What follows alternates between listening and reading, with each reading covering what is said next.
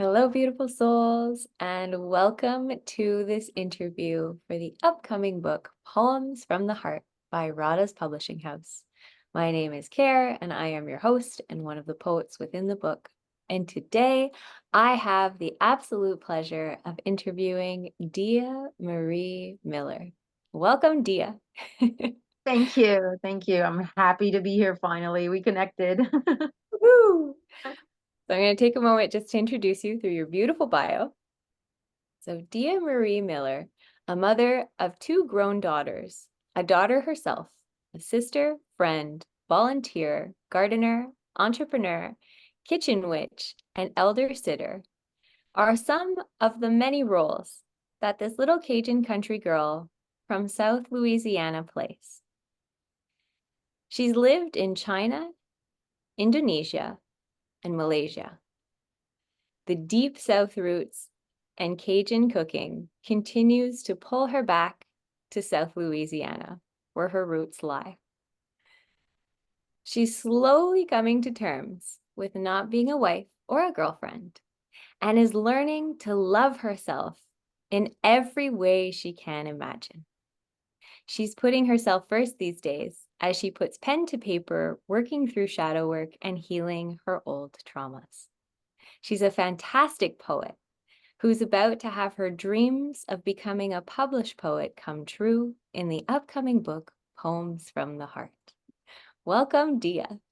Thank you. Thank you. Haven't heard anybody talk that much about me in a long time. Oh, so nice. Sometimes it's really nice to hear others brag about you. Yes, yes, it was. Thank you. You're welcome. So, what inspired you to join this wonderful project? I felt like it needed to be done for my healing journey. Whenever I write, the emotions come out so much better and the true feelings. And Radha has been wonderful to work with. So, with her encouragement, since 2019, when she started working on other collaborations, I have been talking to her about it. And so I'm happy to be in this bookend of the collaboration series that she's doing. I'm so excited for you. And congratulations for joining in after many years of the pondering over it. So, can you share a significant moment or experience that you had that helped you solidify your passion for poetry?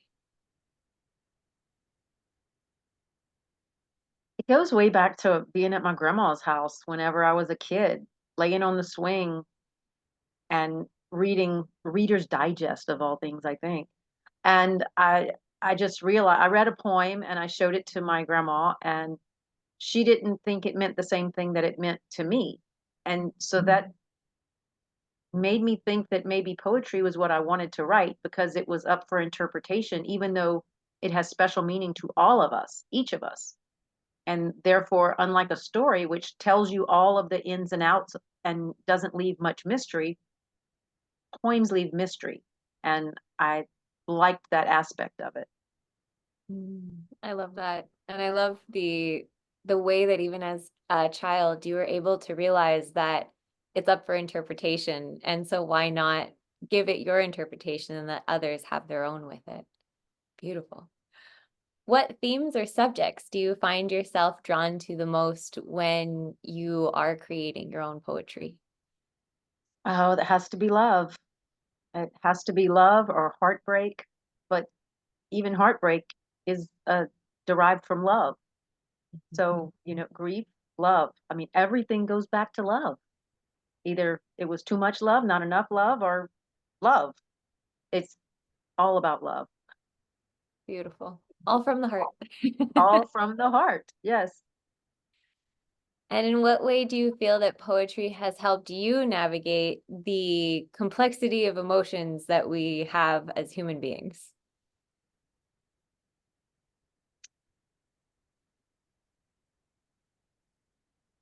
Poetry allows me to go deeper into what I'm feeling as I read it because I try to untangle all the little frayed cords and then put them back together in a way that suits me, even though I'm not the poet. And I like that that aspect of it makes it individual for every person reading it. If that makes sense. Absolutely. It does. And it goes back to again like that interpretation of how you're able to break something down and then reconstruct it in a way for yourself that aligns. And I love that. Absolutely. Mhm.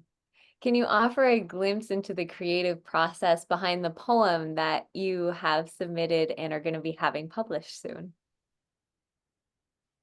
Lots of cacao, drinking lots of cacao, um, working with the team, um, hands down, was what created the poetry that I submitted.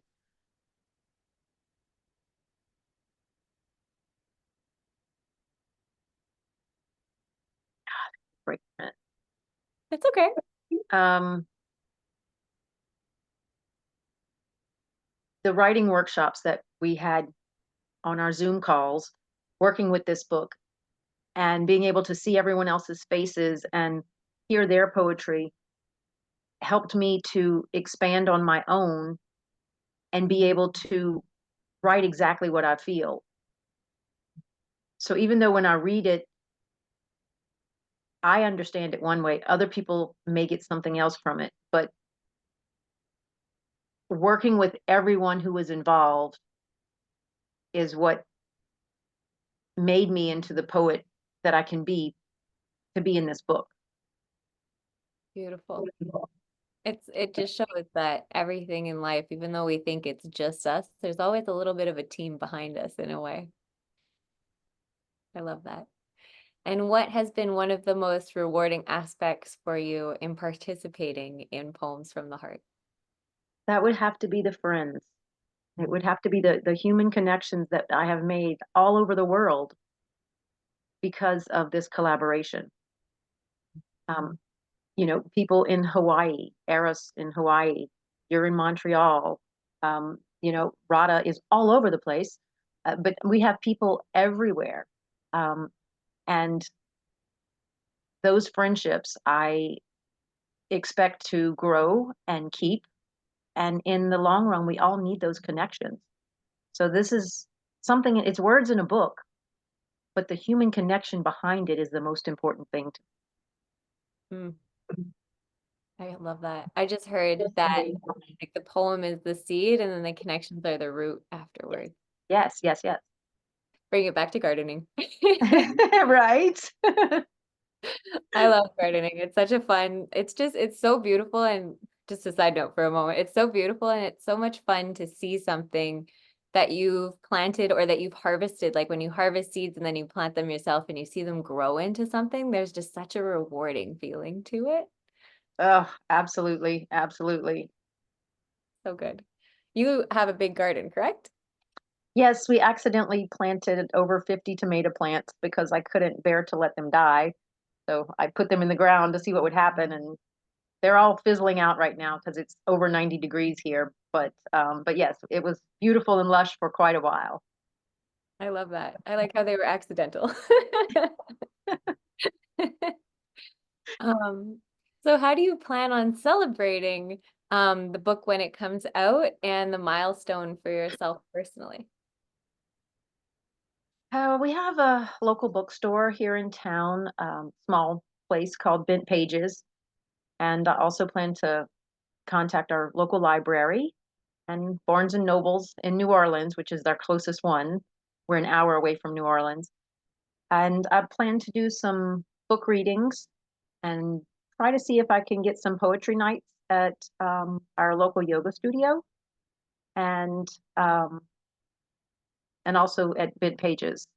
I don't know if the library does that, but I'm going to talk to them about it too because I mean, we need to get people involved in writing and poetry because if they would never see the value of it or get to experience it, then they don't understand. So I think it would be great to get some young people involved in poetry. Hmm. I love that. And if the library doesn't have something, maybe it's an opportunity to work with them on creating something for either super young or for youth. I love I that. have lights in my backyard. We could do it in my garden. There you go. With all the tomato plants, it's inspiration. Yes, yes. I love it. Um, and why do you believe that Poems from the Heart is an important book in creation to come out in our world, especially in today's world? There's so much hate and so much anger and so much of people not being willing to coexist and to see things from other points of view. And I really think that this book, with all of the poets from around the world, will open some eyes and hopefully show people that if we can all come together to create this poetry, this collaboration for Poems from the Heart, then they can too, instead of be angry at their neighbor because they have a different flag than we do. I think that the Poems from the Heart and the love is perfect going into the summer solstice season. And I think it might even be a full moon when it comes out. The full moon's tomorrow, but it's still within the 3 days of the full moon's energy. Yes, yes. So I think that will be perfect. I love it. I love that. So much love. And I fully agree with you in that with everything that's going on and with so many different beings from around the world, it's just such a beautiful way of showing how it doesn't really matter what background you're from or any of that, that all of our hearts can still come together and share. So, what was your experience working with Radha's publishing house?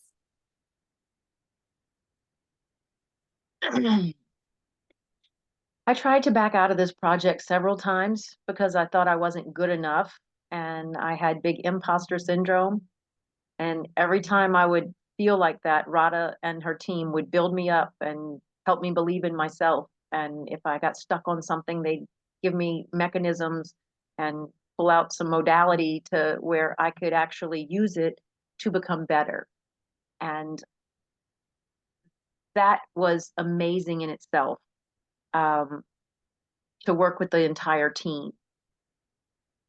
Radha is an amazing individual. And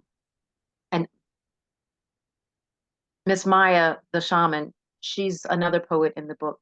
She was exceptional in helping me a few years ago when I got stuck with my writing. And if it wouldn't have been for her remote energy work, I would have not been where I am today. So again, it's the connection, it's the community that we've built doing this. Mm, so powerful. And what was your experience within the incubation containers that Radha offered? Because she offered a few, like you had mentioned, where we got together and we got to create. What was your experience in those? Lots of tears and laughter, and love. The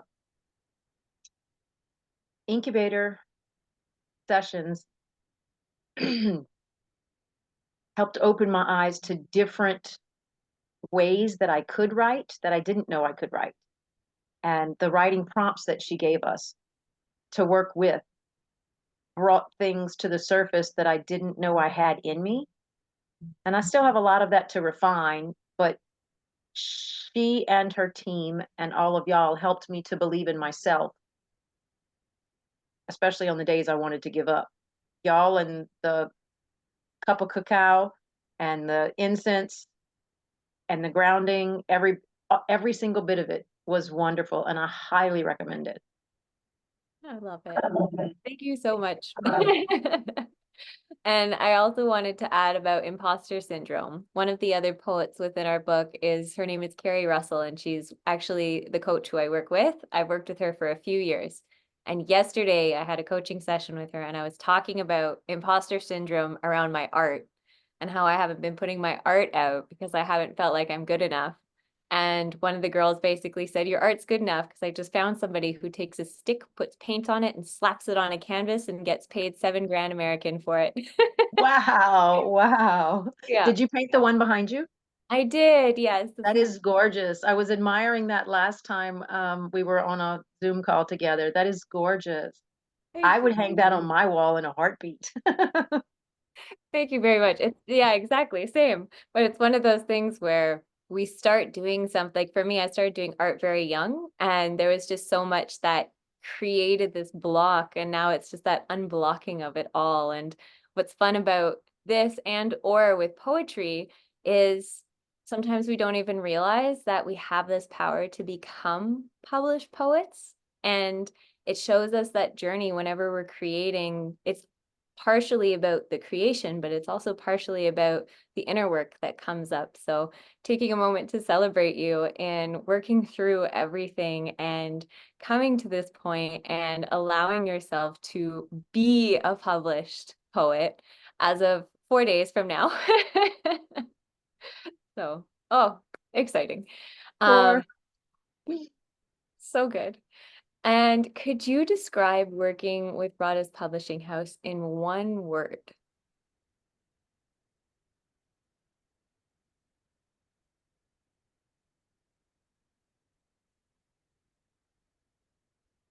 inspiring, Mm. inspiring. Beautiful. I love that. And you have been very inspiring in this whole process. So it's mirrored back. Um, Thank you. you're welcome. So would you like to take an opportunity to share one of your poems with the audience? I would. I am not going to read the one from the book because that one makes me cry. I feel too much too deeply when I read it. Have to buy the book for that one, but I'll read a different one. Amazing. I'm just going to mute myself. My exit sealed the portal, leaving me wet, cold, and trembling. As I slid through the new threshold, light streamed from my awakening consciousness toward the void where comforting darkness dwelled. Darkness had been my refuge. Will this journey, fraught with trials and tribulations, be safe beyond the womb? Tuesday's unnamed child, born in turmoil, begins a story yet to unfold.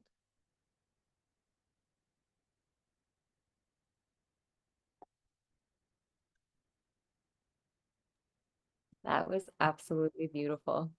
I felt almost like a rebirth throughout it. And how did that feel to read it out loud?